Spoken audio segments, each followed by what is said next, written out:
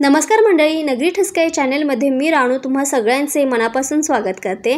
आज आपण वांग बटाट्याची भाजी करणार आहोत। आपण जशी लग्नाच्या पंक्तीमध्ये भाजी जी खातो अगदी त्याप्रमाणे भाजी आपण ही घरच्या घरी करणार आहोत। कमीत कमी साहित्यामध्ये एकदम अचारी पद्धतीने वांग बटाट्याची भाजी करणार आहोत। तुम्ही टेक्स्चरवरून बघू शकता, लग्नाच्या पंक्तीला जशी भाजी भेटते अगदी तशीच्या तशी ही भाजी घरच्या घरी करून रेडी होते।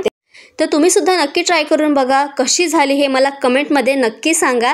चला वेळ वाया न घालवता आपण कृतीकडे वळूयात। तर त्यासाठी लागणारं वाटण बघूयात आपण सर्वप्रथम। तर इथे मी खोबरं घेतलेलं आहे, अशा पद्धतीने कापून घेतलेलं आहे। लसूण, आलं आणि कोथिंबीर घेतलेली आहे। आता याचं वाटून घ्यायचं आहे अशा पद्धतीने। त्यानंतर मी इथे वांगी घेतलेले आहेत, एकदम गावरान वांगी आहेत, काटेरी वांगी आहेत। काटेरी वांगी खायला खूप चविष्ट लागतात।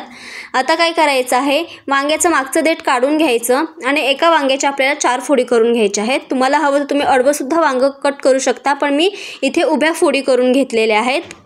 आतमध्ये कीड वगैरे आहे की नाही ते सुद्धा एकदा चेक करून घ्यायचं। इथे मध्यम साईजचे 2 बटाटे घेतले आहेत, त्याच्या साली काढून घेतलेल्या आहेत आणि अशा पद्धतीने बटाटा सुद्धा कट करून घेतलेला आहे। एकदम बारीक फोडी नाहीये करून घेतलेल्या, थोड्या अशा मोठ्या फोडी मी ठेवलेल्या आहेत। आता वांगा आणि बटाटा पाण्यामध्ये ठेवायचं जेणेकरून ते काळं पडू नये। कढईमध्ये तेल गरम करून घ्यायचं। तेल थोडंसं जास्त वापरायचं आहे आपल्याला ह्या भाजीला, त्यानेच खूप चविष्ट आणि एकदम तर्रीदार अशी ही भाजी तयार होते। त्यानंतर त्याच्यामध्ये मोहरी घालायची, हिंग घालायचं, तयार केलेलं वाटण घालायचं आणि वाटण 1-2 मिनिटभर आपल्याला हे परतून घ्यायचं आहे। त्यानंतर त्यामध्ये कढीपत्त्याची पानं घालायची, ती सुद्धा छान अशी व्यवस्थित परतून घ्यायची। व्यवस्थित हे सगळं मिश्रण परतून झालं की म्हणजे आपले बेसिक मसाले असतात, घरगुती मसाले, ते मसाले यामध्ये ॲड करायचे। याच्यामध्ये मी थोडीशी हळद, त्यानंतर 1 चमचा धणा पावडर घातलेली आहे, 1 ते 1.5 चमचा मी इथे काश्मीरी लाल मिरची पावडर घातलेली आहे आणि 1 चमचा गरम मसाला घातलेला आहे। गरम मसाला नसेल तर तुमचा जो साठवणीतला मसाला असतो तो सुद्धा तुम्ही इथे यूज करू शकता किंवा कांदा मसाला सुद्धा घालू शकता। मसाले व्यवस्थित परतून झाले की मग कट केलेला वांग आणि बटाटा यामध्ये घालून घ्यायचा आहे। व्यवस्थित हे सगळं आपल्याला परतून घ्यायचं आहे। वांग बटाटा या मसाल्यासोबत 5 मिनिटांसाठी हे परतून घ्यायचं। व्यवस्थित सगळं परतून झालं की मग याच्यामध्ये आपल्याला गरम पाणी ॲड करायचं आहे। गरम पाणी ॲड केलं तर बटाटासुद्धा पटकन शिजतो आणि भाजीसुद्धा खायला खूप जास्त टेस्टी होते। मी इथे साधारण 1 ग्लासभर गरम पाणी घेतलेलं आहे, ते पाणी याच्यामध्ये घालून घ्यायचं आहे। व्यवस्थित सगळं ढवळून घ्यायचं आहे।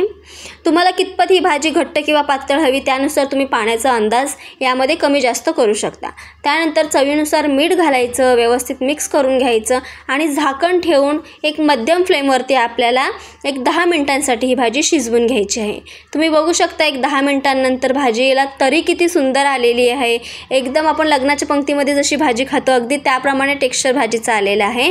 व्यवस्थित ढवळून घ्यायचं। आता वांग तर शिजतंच, पण आपण बटाटा चेक करूया शिजला आहे की नाही। तो बटाटासुद्धा एकदम स्मूथ, एकदम सॉफ्ट असा शिजलेला आहे, तुम्ही इथे बघू शकता। आता बारीक चिरलेली भरपूर सारी कोथिंबीर घालायची, व्यवस्थित मिक्स करून घ्यायचं। ही भाजी तुम्ही चपाती, भाकरी किंवा भातासोबतसुद्धा भन्नाट लागते ही भाजी, तर नक्की ट्राय करून बघा।